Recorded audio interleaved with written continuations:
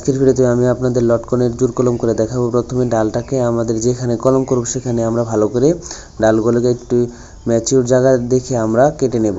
তারপর আপনাদের যেই জায়গা দিয়ে আমরা কলম করব সেখানে সাইড দিয়ে আমরা চিড়ে নেব, যেটার মধ্যে আমরা কলমটা বসাবো।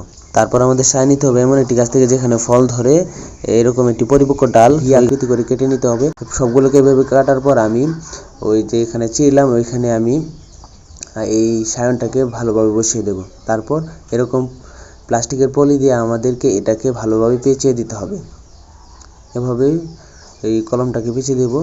একইভাবে আমি বাকি যে ডালগুলো রেখেছি ওইগুলোর মধ্যে এটার মাধ্যমে এভাবেই আমি কলম করে দেব। আর এই সম্পর্কে বিস্তারিত আমাদের চ্যানেলে ভিডিও আছে, আপনারা চাইলে দেখতে পারেন। আর রিলেটেড ভিডিওর মধ্যে আমি এটা দিয়ে দেব। দেখতে পাচ্ছেন আমাদের কলম করা কিন্তু শেষ। এখন এটাকে পলি দিয়ে ঢেকে দিতে হবে যাতে পানি এবং আলো বাতাস থেকে বাঁচতে পারে। আজ পর্যন্ত, আসসালামু আলাইকুম।